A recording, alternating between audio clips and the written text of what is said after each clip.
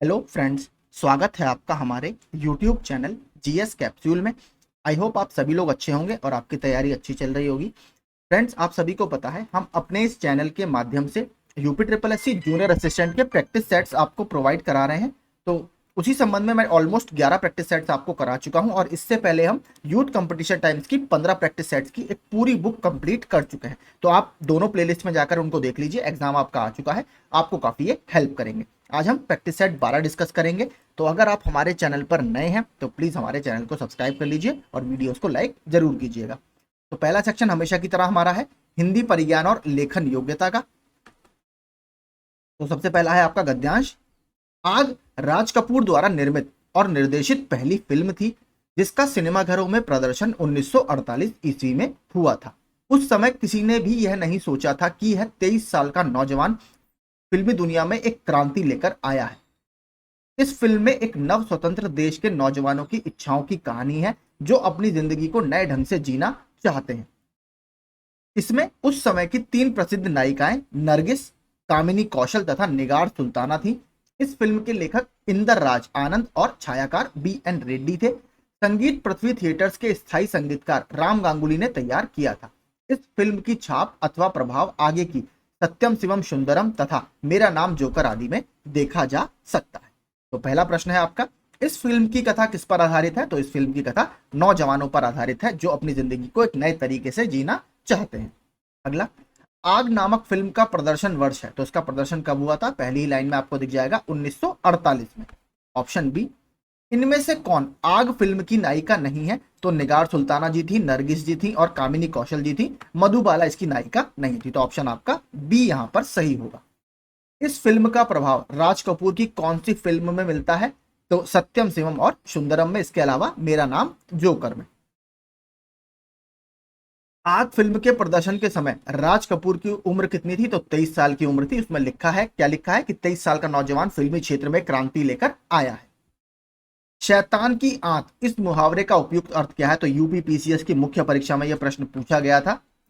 तो इसका अर्थ होता है बहुत लंबी वस्तु। ठीक है, ऑप्शन बी।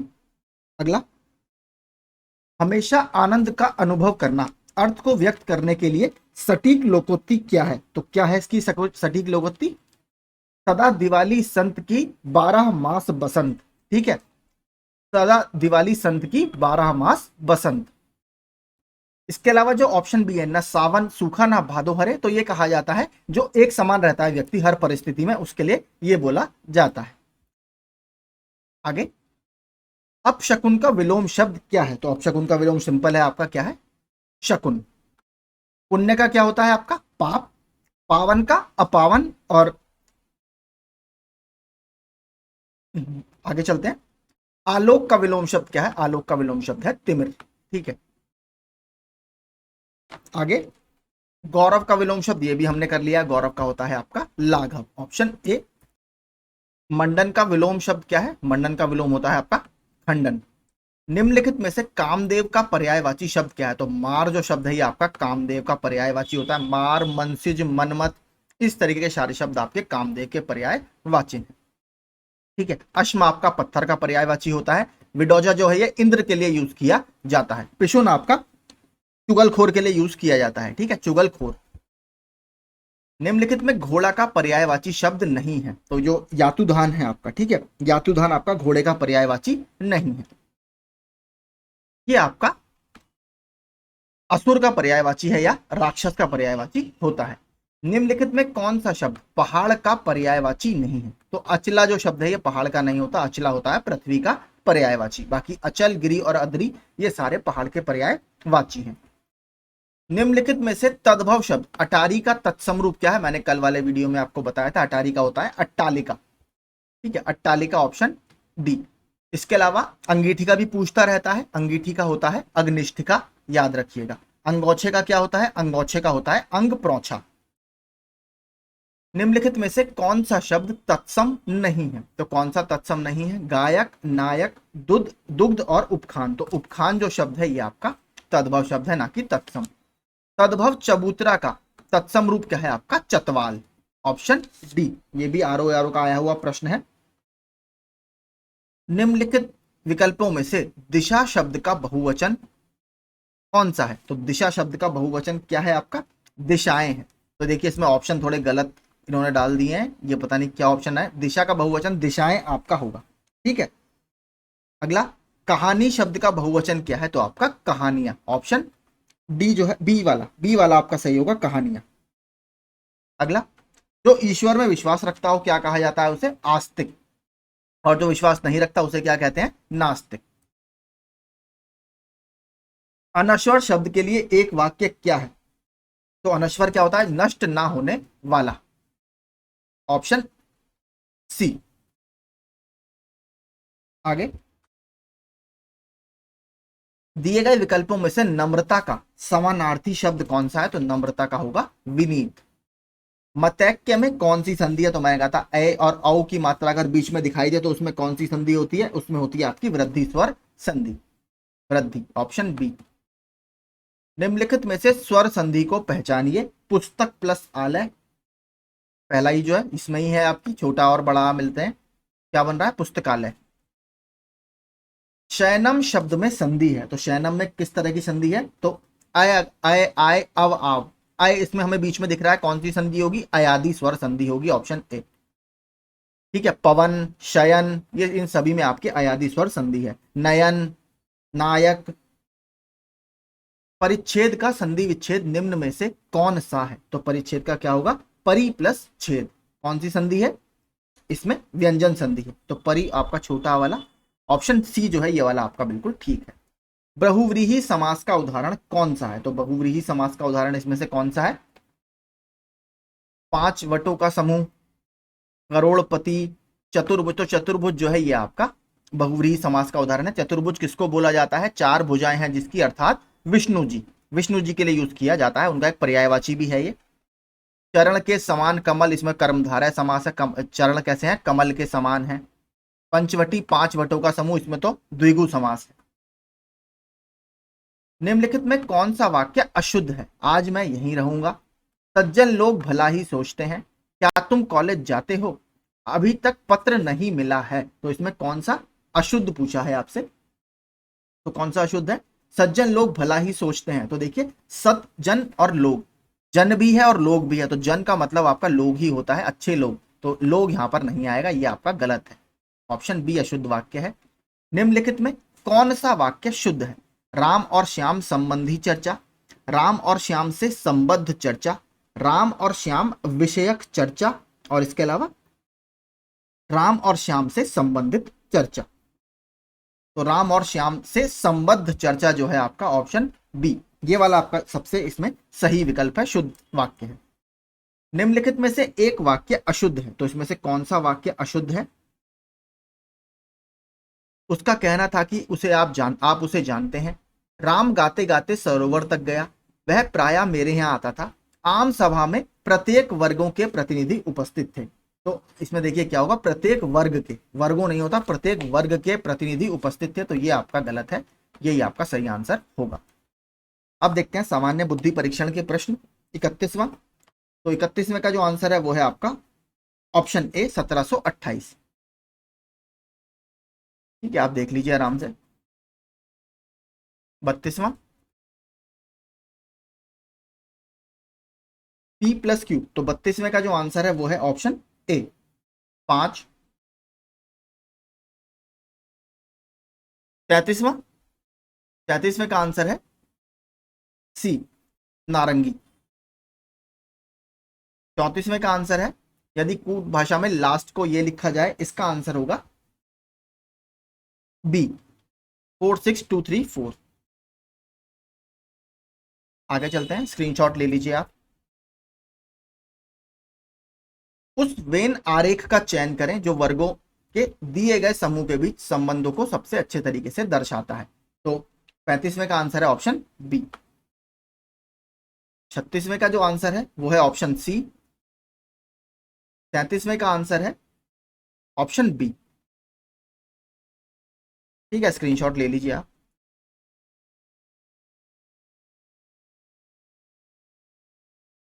38वें का आंसर है ऑप्शन सी। 39वें का आंसर है ऑप्शन बी। 1818। 40वें का आंसर है, पहले इसका देख लीजिए आराम से आप।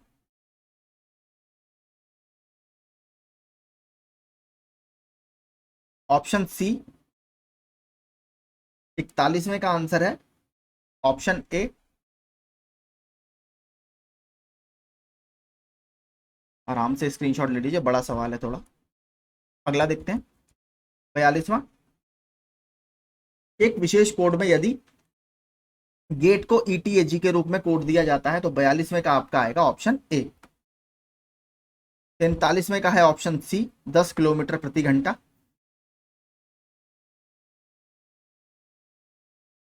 अगला देखते हैं 44वां। 44वें का सही आंसर है ऑप्शन डी। तो पढ़ लीजिए आराम से आप। अगला देखते हैं, एक बच्चा जो पूर्व दिशा में था, डायरेक्शन वाला जो प्रश्न है आपका, इसका आंसर है ऑप्शन बी। ठीक है, अब देखते हैं हम जनरल नॉलेज और सामान्य जानकारी के प्रश्न। तो पहला, रिपोर्टर्स विदाउट बॉर्डर के वर्ल्ड प्रेस फ्रीडम इंडेक्स 2023 में भारत को कौन सा स्थान दिया गया है? तो ये आपका रिपोर्टर्स विदाउट बॉर्डर निकालती है world press freedom index. India की रैंक है इसमें 161वीं। ठीक है, इसके अलावा बात करें रैंक 1 इसमें किसकी है? नॉर्वे की रैंक इसमें नंबर 1 है। ठीक है, नॉर्वे की कैपिटल क्या है आपकी? ओस्लो, इसको भी याद रखिएगा। और अभी हमारे जो मत्स्य और पशुपालन मंत्री हैं परषोत्तम रुपाला जी, वो भी नॉर्वे की यात्रा पर गए हैं। आगे चलते हैं, इनमें से कौन सुमेलित नहीं है? अंतर्राष्ट्रीय महिला दिवस 8 मार्च, ठीक है। इसके अलावा विश्व ब्रेल दिवस, जो आपका ब्रेल लिपि होती है ब्लाइंड लोगों के लिए, अंधों के लिए, वो ठीक है। विश्व हिंदी दिवस आपका 10 जनवरी, ठीक है। किसान दिवस आपका देखिए गलत है, किसान दिवस आपका 20 मार्च को नहीं 23 दिसंबर को मनाया जाता है। जो चौधरी चरण सिंह जी थे, किसानों के एक बहुत इंपॉर्टेंट लीडर, किसानों की बातों को हमेशा आगे रखते थे, उनके जन्म दिवस पर यह मनाया जाता है किसान दिवस। आगे चलते हैं, इनमें से कौन सुमेलित नहीं है? तो चाय महोत्सव असम, ठीक है। आदि महोत्सव आपका दिल्ली में होता है, ठीक है। रज महोत्सव देखिए आपका मेघालय का नहीं है, रज महोत्सव आपका उड़ीसा राज्य का महोत्सव है। बाकी आपका केला महोत्सव कुशीनगर, ये ठीक है। वायरलेस का आविष्कार किसने किया था? तो वायरलेस का आविष्कार जियो मार्कोनी ने किया था। एंटोनी मार्कियो, जियो मार्कोनी, कुछ भी बोल सकते हैं। Option A. आगे 50वां, इनमें से कौन सा गलत है? विधि के समक्ष समानता अनुच्छेद 14, ठीक है। अबॉलिशन ऑफ टाइटल्स या उपाधियों का अंत 18, ठीक है। इसके अलावा एक 17 भी बहुत इंपॉर्टेंट है, कौन सा है? अस्पृश्यता का उन्मूलन, उसको भी याद रखिएगा, वो भी काफी इंपॉर्टेंट है। ग्राम पंचायतों का गठन अनुच्छेद 40 में बिल्कुल ठीक है। संविधान के जो नीति निर्देशक तत्व है हमारे भाग 4 में, अनुच्छेद 36 से 51 तक है, उसके अंदर जो गांधीवादी प्रिंसिपल है, गांधीवादी सिद्धांत है, उसके तहत ये आता है ग्राम पंचायतों का गठन, ऑर्गेनाइजेशन ऑफ विलेज पंचायत। धन विधेयक की परिभाषा बिल्कुल गलत है, 111 में नहीं है। धन विधेयक आपका 110 में आता है अनुच्छेद के, ठीक है। आपको पता है धन विधेयक के बारे में, कौन ये डिसाइड करता है कि कोई विधेयक धन विधेयक है या नहीं? तो जो स्पीकर होते हैं लोकसभा के, वो डिसाइड करती हैं कि ये विधेयक धन विधेयक है या नहीं। इसमें उनका डिसीजन फाइनल होता है, उसे आप चैलेंज नहीं कर सकते। बात करें अगर धन विधेयक के रेस्पेक्ट में, लोकसभा के पास बहुत ज्यादा पावर है, राज्यसभा के पास कोई खास इसमें शक्तियां नहीं है। लोकसभा इसको राज्यसभा के पास भेजती है। अगर 14 दिनों के अंदर अंदर कोई रिप्लाई नहीं आता तो, या अगर कोई रिप्लाई आता है, अगर वो कुछ चेंजेस इसमें चाहते हैं, तो लोकसभा की मर्जी है कि वो इन चेंजेस को इंप्लीमेंट कर सकती है। अदरवाइज 14 दिन बाद ये पास मान लिया जाता है, ठीक है। तो 110 में इसकी बात की गई है। इसके अलावा एक और बहुत इंपॉर्टेंट है, जो हमारा बजट है, जिसको संविधान में एनुअल फाइनेंशियल स्टेटमेंट बोला जाता है, वो कौन से अनुच्छेद में है? 112 में उसकी बात की जाती है। एक और बहुत इंपॉर्टेंट है 108। 108 क्यों इंपॉर्टेंट है? जो संविधान में हमारे संयुक्त बैठक का प्रावधान है 108 में, वो अनुच्छेद 108 के तहत ही लिया गया है। और कौन से देश से हमने ये लिया है? ये हमने ऑस्ट्रेलिया के संविधान से लिया है।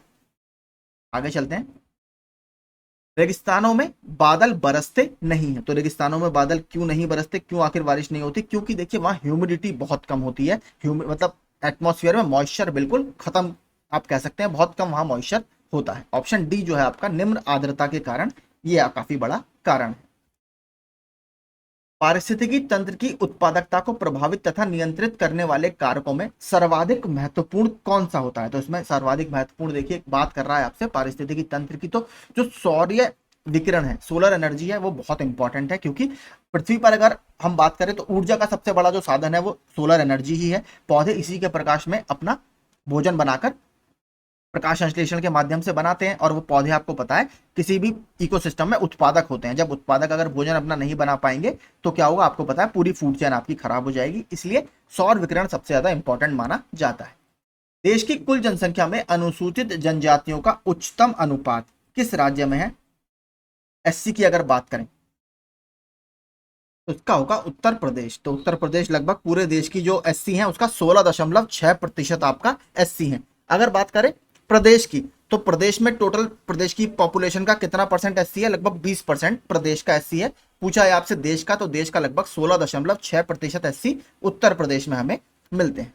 दोराबजी टाटा द्वारा Tata iron and steel company TISCO की स्थापना किस वर्ष में की गई है? तो काफी बड़ी देखिए कंपनी है, 1907 में इसकी स्थापना की गई टिस्को की।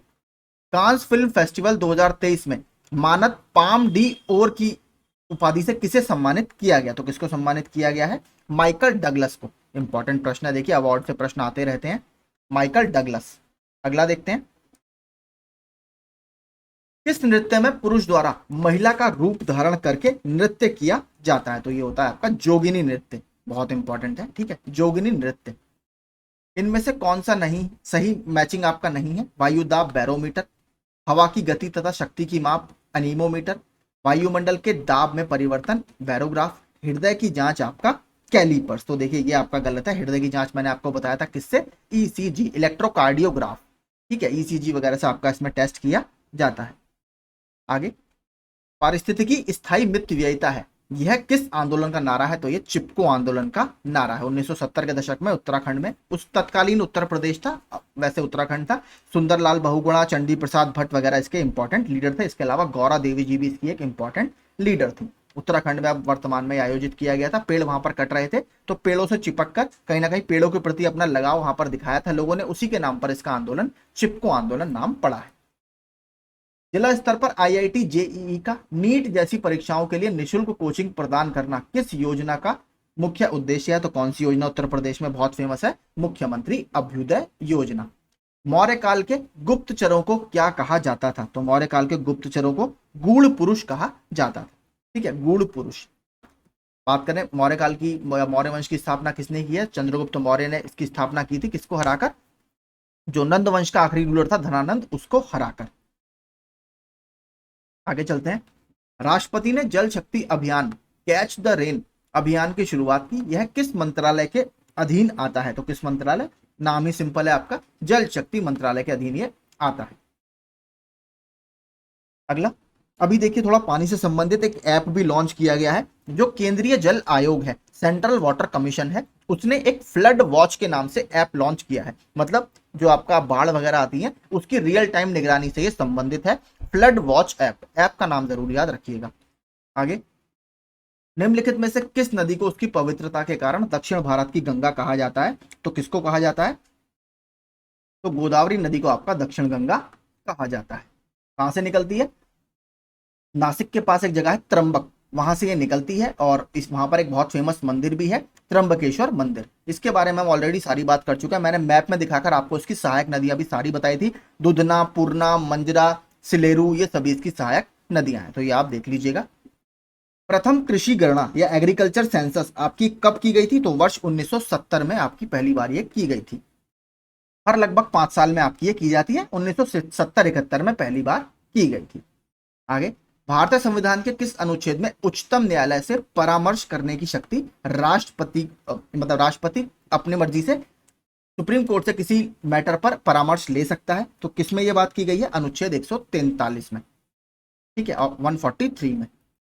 सुप्रीम कोर्ट की बात करें तो स्थापना इसकी कौन से अनुच्छेद में है? अनुच्छेद 124 के तहत इसकी स्थापना है। सुप्रीम कोर्ट के जो जज होते हैं रिटायरमेंट की उम्र कितनी है? 65 साल है। हाई कोर्ट की 62 साल रहती है। सुप्रीम कोर्ट की अगर बात करें तो वर्तमान में चीफ जस्टिस कौन है? चीफ जस्टिस हैं DY चंद्रचूड़ जी। इसके अलावा सुप्रीम कोर्ट से कुछ प्रश्न और बनते हैं। सबसे इंपॉर्टेंट, रिट। सुप्रीम कोर्ट जो रिट जारी करता है कौन से अनुच्छेद के तहत करता है? अनुच्छेद 32 के तहत 5 तरह की रिट सुप्रीम कोर्ट जारी करता है। हेबियस कॉर्पस, मैंडामस, सर्टियोररी, क्वो वारंटो और प्रोहिबिशन। प्रधानमंत्री ने किस राज्य में भारत की सबसे बड़ी हिंदुस्तान एरोनॉटिक्स लिमिटेड की हेलीकॉप्टर फैक्ट्री का उद्घाटन किया? तो कर्नाटक के तुमकुरु में, कर्नाटक के तुमकुरु में। और याद रखिएगा ये अभी यूपीपीसीएस की प्री में ही ये प्रश्न आया था जहां तक मुझे याद है, तो काफी इंपॉर्टेंट है। इसके अलावा देखिए अभी भारत की सबसे पहली निजी यानी प्राइवेट रेल कोच फैक्ट्री कहां पर बनी है, इसको भी याद रखिएगा, बहुत इंपॉर्टेंट है। भारत की सबसे बड़ी प्राइवेट रेल कोच फैक्ट्री है ये, तो तेलंगाना में ये इनॉग्रेट की गई है, याद रखिएगा तेलंगाना में। तेलंगाना का एक गांव है कोंडाकल गांव, रंगारेड्डी डिस्ट्रिक्ट है वहां पर, तो याद रखिएगा तेलंगाना में लॉन्च की गई है। आगे अब बात करते हैं कंप्यूटर के प्रश्नों की। सबसे पहला, एमएस एक्सेल 2016 में निम्नलिखित किस विकल्प द्वारा विंडो को दो भागों में बांटा जा सकता है? तो सबसे पहले तो स्प्लिट वाला ऑप्शन होगा, क्योंकि स्प्लिट का मतलब क्या होता है, विंडो को बांटना। तो इसमें जो ऑप्शन सबसे बेहतर है वो है view window split, option C. अगला, सबसे पहला ईमेल भेजने का श्रेय किसको जाता है? तो रे टॉमिल्सन को जाता है, ये मैंने अपने कम्युनिटी पोस्ट में डाला था। ठीक है, पहले कंप्यूटर का निर्माण किसको, चार्ल्स बेबेज को बोला जाता है। वॉर्म का मतलब क्या है? तो वॉर्म का मतलब क्या होता है, write once read memory, write once read memory. ये हमने एसएससी वाली जो कंप्यूटर की सीरीज मैंने कराई थी आपको, उसमें हमने करा हुआ है ये। निम्नलिखित में कौन सा कथन सही है? तो इसमें कौन सा कथन सही है, माइक्रोसॉफ्ट विंडोज इंटेल प्रोसेसर के साथ कंप्यूटर के लिए ऑपरेटिंग एनवायरनमेंट स्टैंडर्ड को संदर्भित या परिभाषित करता है, तो ऑप्शन डी इसमें यहां पर आपका सही है। 70वां, निम्नलिखित गतिविधियों में से कौन सा ई बिजनेस का घटक नहीं है? तो आपका जो कैश फ्लो मैनेजमेंट है ये ई बिजनेस का घटक नहीं है। कमांड डैश कमांड संपादन करने की प्रक्रिया है, तो क्या आपका एग्जीक्यूटिंग, ऑप्शन डी जो है ये आपका सही होगा।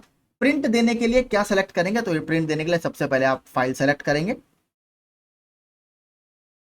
मेल प्राप्तकर्ता को दूरस्थ सर्वर से ईमेल पुनर्प्राप्त करने के लिए निम्नलिखित में से कौन सी क्रियाविधि प्रदान करता है? कल हमने देखा था POP3 यानी पोस्ट ऑफिस प्रोटोकॉल 3। SMTP की फुल फॉर्म क्या थी? सिंपल मेल ट्रांसफर प्रोटोकॉल, लेकिन इसका आंसर होगा POP3। एक प्रोग्राम जो उच्च स्तर की परिभाषा को मशीन स्तर में या मशीन भाषा में बदलता है, बहुत इंपॉर्टेंट है, देखिए इसको रट लीजिए, ये बहुत आता है। ठीक है, लगता सिंपल है लेकिन बहुत कंफ्यूज करता है, कंपाइलर। आगे, लिनक्स एक क्या है डैश? तो लिनक्स एक सिंपल हमें पता है, ये ऑपरेटिंग सिस्टम का उदाहरण है, real time operating system. Dash का उपयोग करके टेलीफोन लाइनों पर इमेजेस को भेजा जा सकता है, किसका उपयोग करके? आपका फैक्स का उपयोग करके। निम्नलिखित में से कौन एक प्राइमरी स्टोरेज डिवाइस है? तो रैंडम एक्सेस मेमोरी, आपकी रैम जो होती है वो प्राइमरी स्टोरेज डिवाइस है। क्या प्रयोग करना चाहिए यदि एक कंपनी को अपनी कंपनी का नाम और लोगो को एक ब्रोशर के प्रत्येक पृष्ठ के तल पर शामिल करना चाहता है? तो किसी ब्रोशर के अगर बेस में वो शामिल करना चाहता है तो उसको क्या करना चाहिए, हेडर फुटर का। तो नीचे करना है तो आपका फुटर का यूज करना होगा।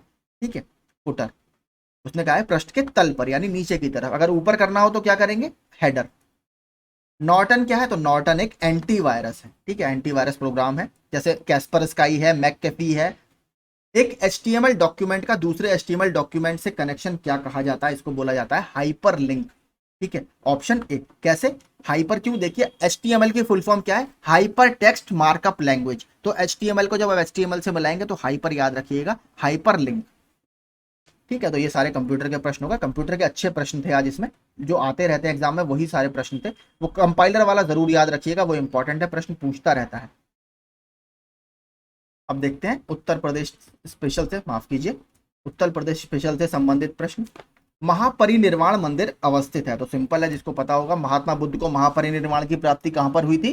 कुशीनगर में हुई थी। मैंने आपको बहुत सारे फैक्ट्स कुशीनगर से ऑलरेडी बता दिए हैं। कुशीनगर कौन से महाजनपद की राजधानी था? तो इतिहासकार मल्ल महाजनपद की दो राजधानियां मानते हैं, एक कुशीनगर और एक पावापुरी। कुशीनगर पावापुरी दोनों बहुत इंपॉर्टेंट है। कुशीनगर में भगवान बुद्ध को महापरिनिर्वाण की प्राप्ति हुई थी और पावापुरी में महावीर स्वामी जी की मृत्यु हुई थी। तो कुशीनगर में एक और बहुत इंपॉर्टेंट स्तूप भी स्थित है, वो है रामभर स्तूप, इसको भी याद रखिएगा। इसके अलावा सारे यहाँ पर बहुत इंपॉर्टेंट है। बोध गया, यहाँ पर भगवान बुद्ध को ज्ञान की प्राप्ति हुई थी। श्रावस्ती, ये भी बहुत इंपॉर्टेंट है, यहाँ पर भगवान बुद्ध ने सबसे ज्यादा उपदेश दिए हैं। कौशल महाजनपद कौशल महाजनपद की ये राजधानी हुआ करता था। सारनाथ, यहाँ पर भगवान बुद्ध ने अपना पहला उपदेश दिया था, वाराणसी के पास स्थित मृग वन में, और 5 शिष्य वहां पर मौजूद थे। जौनपुर राज्य का अंतिम शासक कौन था, मैंने आपको बताया था, ये जरूर पूछेगा। स्थापना की थी 1394 में मलिक सरवार ने। अंतिम शासक था हुसैन शाह। ठीक है, 82 का होगा ऑप्शन बी। बहुत इंपॉर्टेंट है, पूछता रहता है, याद रखिएगा। जौनपुर शहर की स्थापना किसने की है? फिरोज शाह तुगलक ने की है, जो कि उनका चचेरा भाई था मोहम्मद बिन तुगलक का, क्योंकि मोहम्मद बिन तुगलक के बचपन का नाम था जौना खां। उन्हीं के नाम पर फिरोज शाह तुगलक ने जौनपुर शहर की स्थापना की है। इसको पूर्व का शिराज या शिराज ए हिंद भी बोला जाता है, ये भी याद रखिएगा। कौन कौन सी इंपॉर्टेंट मस्जिद यहाँ पर है? लाल दरवाजा मस्जिद है और अटाला मस्जिद, ये 2 जरूर याद रखिएगा, ये यहाँ पर मौजूद है। अगला, निम्नलिखित में से कौन खरीफ की फसल नहीं है? तो खरीफ की फसल कौन सी होती है? खरीफ की फसल वो होती है जिनको मॉनसून के ऑनसेट में या जिनको शुरुआती दौर में पानी की काफी ज्यादा आवश्यकता होती है, और भारत में आपको पता है मॉनसून के समय पानी काफी पड़ता है, तो इनको बोला जाता है खरीफ की फसल। सबसे इंपॉर्टेंट है आपका चावल। और इसके अलावा अगर देखेंगे तो इसमें कौन सी नहीं है, तो सरसों जो है ये आपकी खरीफ की फसल नहीं, बाकी सारे आपके खरीफ की फसलों में आता है। मूंगफली निम्नलिखित में से कहाँ की प्रमुख फसल है? तो मूंगफली आपकी घाना की बहुत इंपॉर्टेंट एक क्रॉप है। देखिए घाना अभी चर्चा में क्यों है? ऑक्सफोर्ड यूनिवर्सिटी के द्वारा एक पहला मलेरिया का भी वैक्सीन बनाया गया है, R21M या मैट्रिक्स एम, दोनों नाम आप याद रख लीजिए, R21 या फिर मैट्रिक्स एम। इसको मंजूरी देने वाला, ऑक्सफोर्ड की इस वैक्सीन को मंजूरी देने वाला घाना दुनिया का पहला देश बन गया है, इसलिए अभी ये चर्चा में है, याद रखिएगा। आगे नाम जरूर याद रखिएगा, R21M या फिर मैट्रिक्स एम, ऑक्सफोर्ड यूनिवर्सिटी ने डेवलप की है।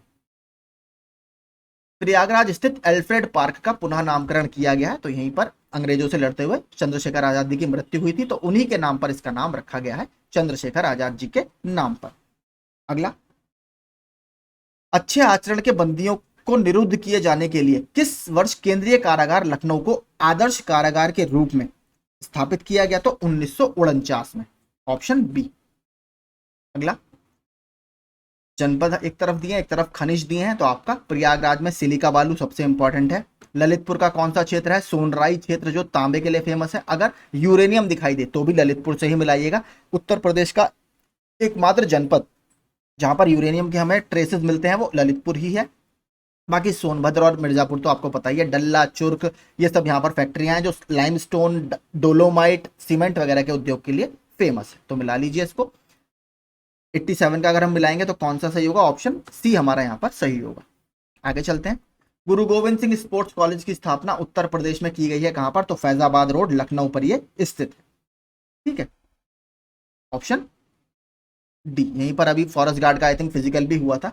कर्मा और शीला एक नोट लिखते हैं। कर्मा कहाँ का लोक नृत्य है? तो ये सोनभद्र का लोक नृत्य है। मिर्जापुर प्रसिद्ध है किसके लिए? तो मिर्जापुर में देखिए कजरी वगैरह बहुत होता है, और कजरी आपका जो है बारिश के मौसम में गाया जाने वाला एक मौसमी गीत है। अगला, प्रदेश सरकार ने अगले 5 वर्षों में वृक्षावरण में कितने प्रतिशत वृद्धि का लक्ष्य रखा है? तो अगले 5 वर्षों में हमने 6% वृद्धि का लक्ष्य रखा है। तो वृक्ष और वनावरण मिलाकर हमारे यहाँ वर्तमान में 9.23% है, याद रखिएगा।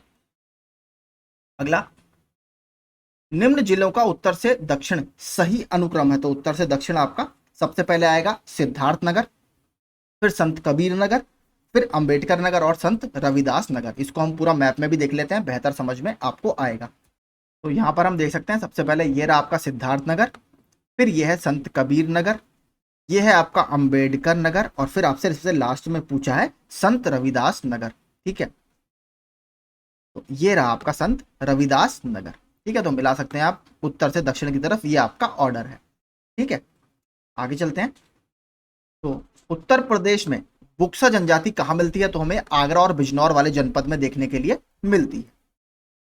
आगे, चित्रकूट में बहुत इंपॉर्टेंट है। चित्रकूट से प्रश्न क्या बनता है आपका? चित्रकूट में बहुत इंपॉर्टेंट विकलांग विश्वविद्यालय है, जगत गुरु राम भद्राचार्य विकलांग विश्वविद्यालय, इसको याद रखिएगा। और कामादगिरी पर्वत भी यहीं पर स्थित है। भारतीय संविधान के निम्नलिखित अनुच्छेदों में से किस एक के अंतर्गत विधान परिषद की स्थापना की आपकी स्थापना या समाप्ति की बात की गई है? अनुच्छेद 169 के तहत। कल मैंने बता दिया था आपको इसके बारे में। आगे, उत्तर प्रदेश विधान परिषद की संपूर्ण संख्या कितनी है? 105 है, option A. Agra Lucknow expressway की लंबाई कितनी है? तो आगरा लखनऊ एक्सप्रेसवे की लंबाई 302.22 किलोमीटर है, ऑप्शन बी। उत्तर प्रदेश में कृत्रिम रबड़ का कारखाना कहां पर है? तो देखिए सिंथेटिक रबड़ आपकी मोदी नगर में काफी ज्यादा फेमस है। ये जब आप गाजियाबाद से मेरठ की तरफ जाएंगे तब उस हाईवे पर ये पड़ता है, NH 58 उसको बोला जाता है, वहां पर ये पड़ता है। उत्तर प्रदेश में विशिष्ट आर्थिक जोन स्थापित किए जा रहे हैं, कहां कहां पर? तो देखिए इसमें आपका मुरादाबाद है, कानपुर, ग्रेटर नोएडा और नोएडा, ऑप्शन डी। मुरादाबाद आपको पता है पीतल वगैरह के लिए बहुत फेमस है, इसलिए पीतल यहां से एक्सपोर्ट बहुत होता है, ठीक है, इसलिए बहुत ज्यादा यह फेमस है। करनाल बंट एक बीमारी है, करनाल बंट किसकी है? आपकी गेहूं की एक ये बीमारी है, ये भी बहुत आता है प्रश्न, इसको भी याद कर लीजिए। हाल ही में उत्तर प्रदेश का पहला खेल विश्वविद्यालय किस शहर में स्थापित होगा? तो मेजर ध्यानचंद स्पोर्ट्स यूनिवर्सिटी स्थापित होगी आपकी मेरठ में, जो कि आपके किसके लिए फेमस है? स्पोर्ट्स गुड्स के लिए फेमस है, खेल के सामान के लिए फेमस है। कौन सा बहुत इंपॉर्टेंट मेला यहाँ पर लगता है? नौचंदी मेला यहाँ पर लगता है। और इसके अलावा कैंचियों के लिए भी काफी ज्यादा फेमस ये है। इसके अलावा एक बहुत इंपॉर्टेंट, उत्तर प्रदेश का अगर सबसे बड़ा ज्वेलरी मार्केट, गहनों के मार्केट की बात करें तो कौन सा है? वो भी आपका मेरठ ही है, ठीक है। अगर बात करें इंडिया में, सॉरी यूपी में लार्जेस्ट ज्वेलरी मार्केट, तो मेरठ ही लगाइएगा, ठीक है। तो यही सारे संबंधित फैक्ट्स आपके आज थे। आई होप आपको सेशन अच्छा लगा होगा। कल शाम को मैं वीडियो नहीं डाल पाया था, उसके लिए माफी चाहूंगा आपसे। और बाकी आप 3 प्रैक्टिस सेट हमारे बचे हैं, आने वाले 1 से 2 दिन में आपके तीनों प्रैक्टिस सेट्स में आपको खत्म करा दूंगा। उसके बाद अपनी तैयारी आप करते रहिए। मेरी तरफ से आप सभी को शुभकामनाएं। वीडियो अच्छा लगा हो तो चैनल को सब्सक्राइब जरूर कीजिएगा और वीडियो को लाइक और शेयर जरूर कीजिएगा। धन्यवाद।